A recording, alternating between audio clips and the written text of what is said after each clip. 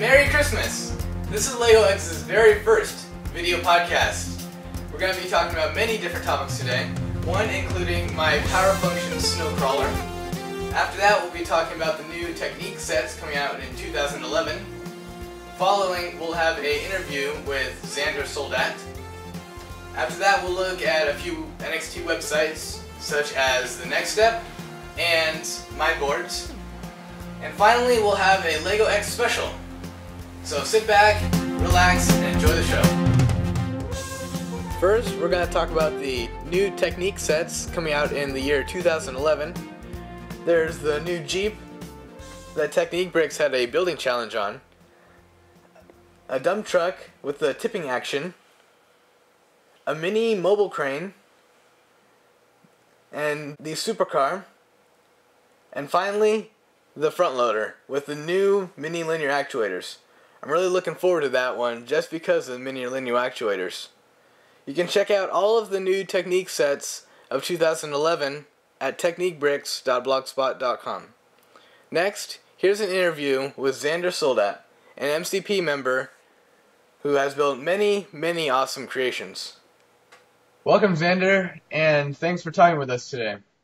Thank you for having me. Yeah, we'll just ask you a few questions here. I'm sure a lot of people are asking a bunch of questions in their heads, so I'll try to answer as much as I can. Sure. First, tell us a little about yourself, just so we can figure out who you are. Some people may not know. Well, I'm 36 years old. I was born in the Netherlands and grew up in Ireland. I'm an infrastructure architect working for a large international IT and financial services company. I've been playing with Lego since I was a tiny baby, really. I started with Duplo and Fabuland. I don't know if you have ever heard of that, but that used to be a very popular thing back in the days. Yeah. Then I moved to normal Lego, and my father played with Technic Lego, or whatever it was called back then. I don't quite remember. And I would often play with his Lego because it was more fun, and he was building all the cool things. And I was also really into electronics when I was a younger kid, and I would actually go around on my bicycle on garbage day and see if there was any bad video recorders, like the VCRs, televisions and radios, and I would take them all apart and desolder every single component and sort them and keep them in little drawers, and I'd make all sorts of things with them, like synthesizers and alarms to keep my little brother out my room, and that kind of fun. And I only managed to electrocute myself about 5 or 6 times, so that was actually pretty good. And as you can see, I survived every single time. Yeah. And combining electronics and Lego was something I loved doing, so I made an interface card for my Commodore 64 back in the day, so I could make a plotter to control motors. And I stopped playing with Lego at about 14 or 15 years old, and because I was too busy playing with my skateboard, really, and hanging out with my friends. And then, a couple of years ago, I started getting the itch again to start playing a bit with robotics. And I bought a Parallax Board of Education bot, like a BooBot. Yeah. And I really loved that. It was a lot of fun. And after a little while, I kind of got a bit. I was done playing with the basic Stamp 2, and I got myself the Parallax propeller board, which was a lot of fun too. It's really powerful. And did a lot of things with that, and I blogged about it, I think. And I was really active on the forums there too, so doing all sorts of experiments. Yeah. And then I bought my first NXT set in 2008, the beginning, and 2 months later I bought my second one, and the rest is history. Yeah, I suppose so. Wow, you seem to have a lot of history, I guess you could say. So, yeah. This is just a really quick question, but Sure. did you ever have a dark age You know, the part where it's like you're in about 14 years old, you're like, you know, Lego isn't really that exciting, and then you came back, obviously. Did you ever have the Dark Ages? Yeah. Well, my dark age last basically from the age of 14 till 2.5 years ago, 3 years ago. Oh, okay. So not that So, long. well, from 14 until the age of 18 or so? no, I'm 36 now, so Oh, uh, well, I was talking about how long it went for your Dark Ages. oh no, my dark ages lasted from the age of 14 until 33 years ago. Yeah. So that's wow. Let me see. Oh God, more than I care to remember. About 15 years or so, Okay. 15, 16. So quite some time. Yeah.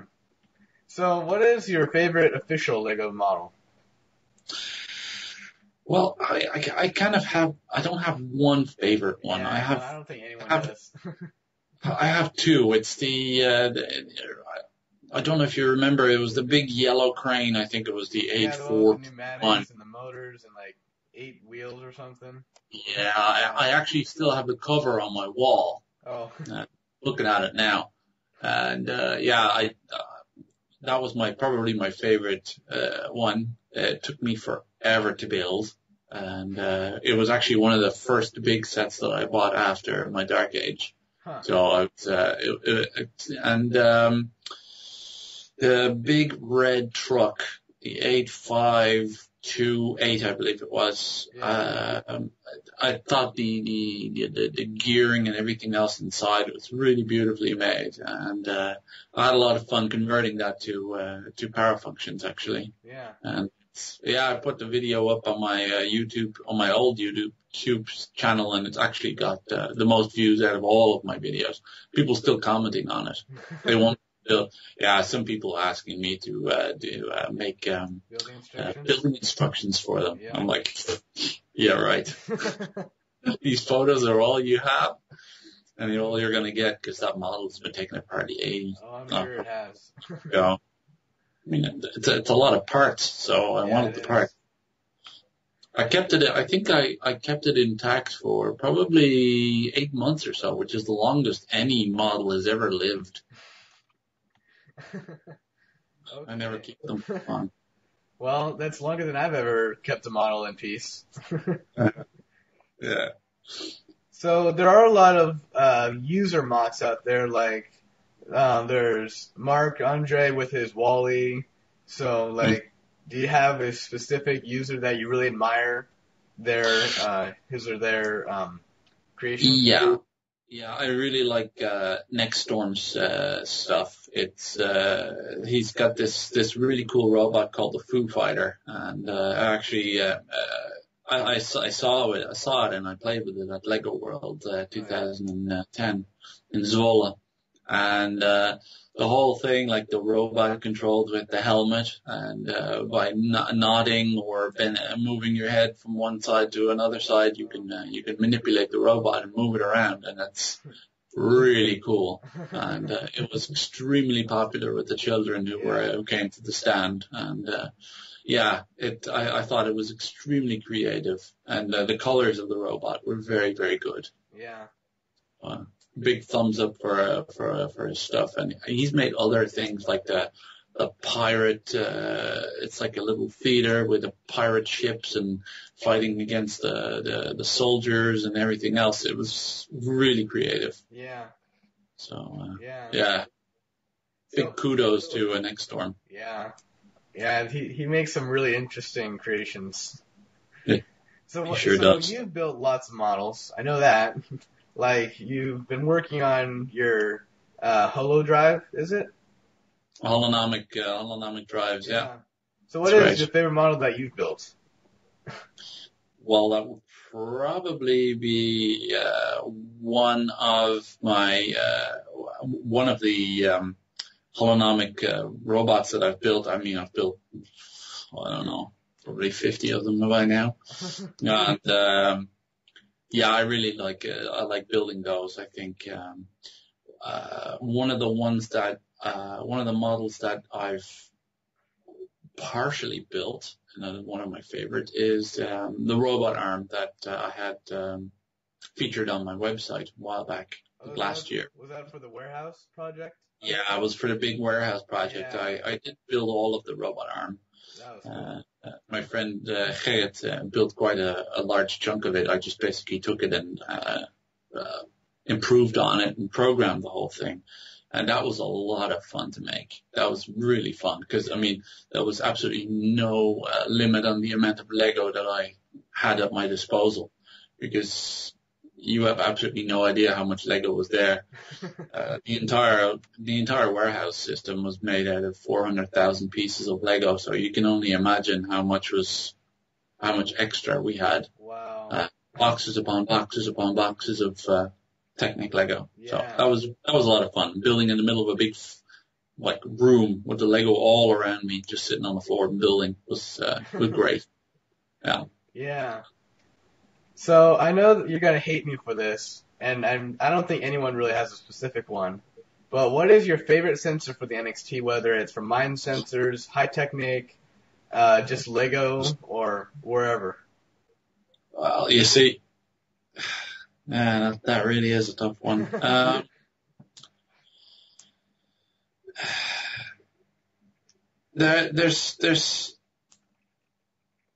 There's not one specific one. I think I think it'll be better for me to name one of each of the companies that make them. Okay. Not because I want to suck up to them or anything, but I think they all have their own strengths, each company. Yeah. And I think the NXT Cam version 3 is really awesome. Because it allows you to modify the firmware, which makes it extremely powerful if you know how to program and program it, of course. But it can be programmed using open source tools that are available to anyone really. And it's not very difficult. It may seem a little daunting trying to make your own firmware for a digital camera system, but it's really not that scary. And I made some fun things with that.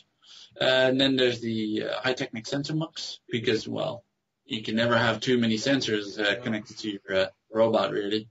And I had a lot of fun with building support for the Sensor Mux into all my drivers. Yeah. And that was a lot of fun.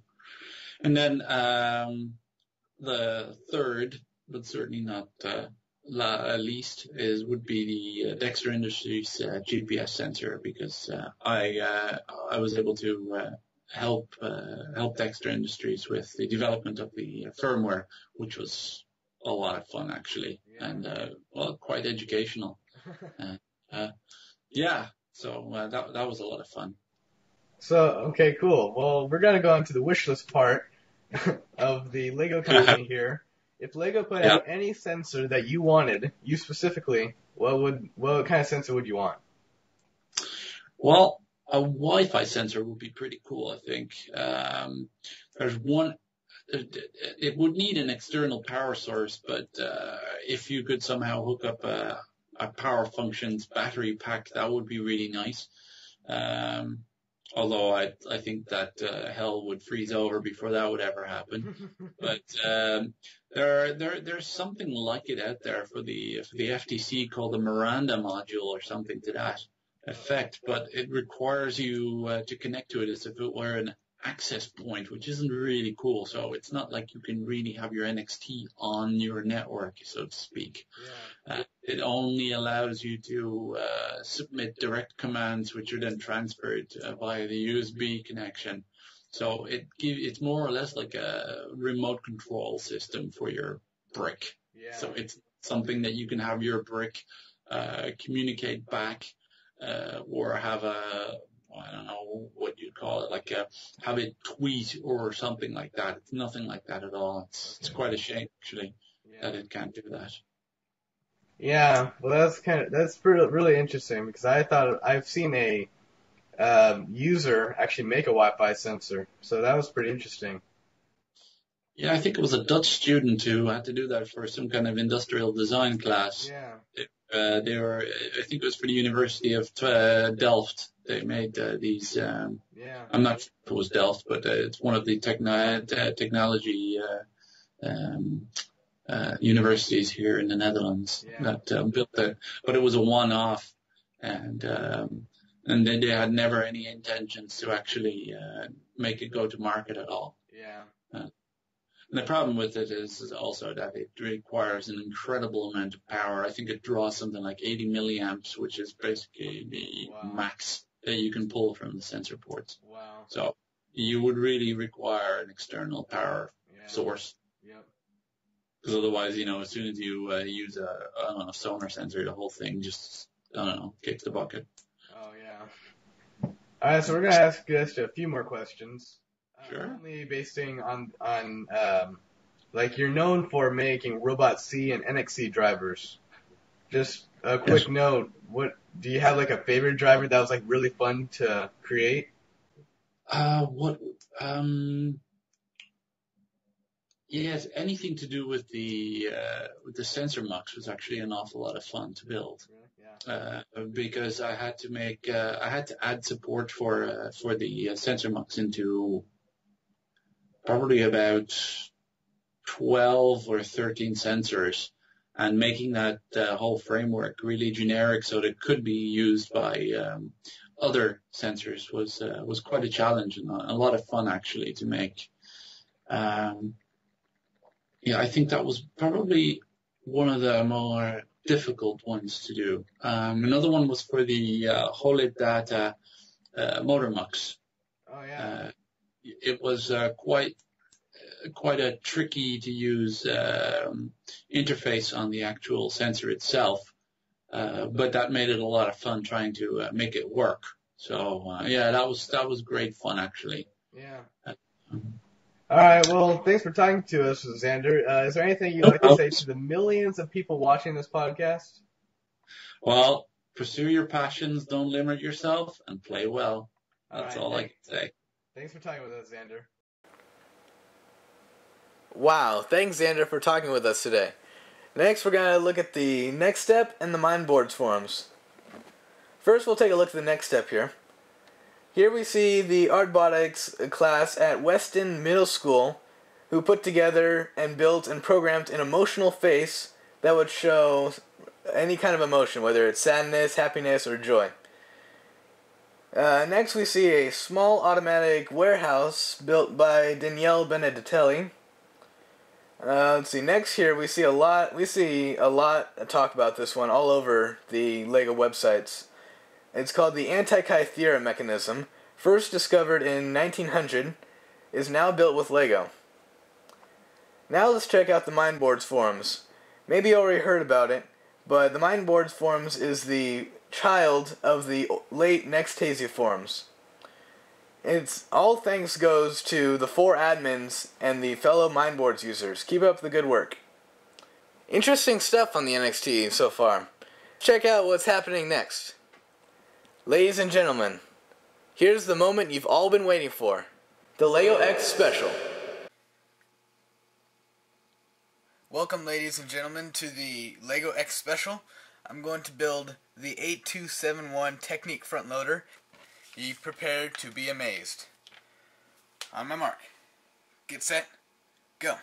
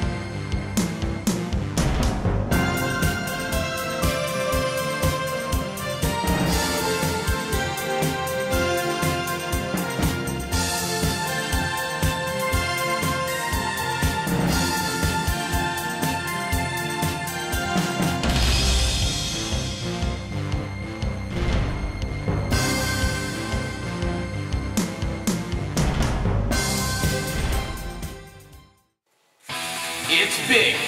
It's me. It's the PF Snow Crawler Machine.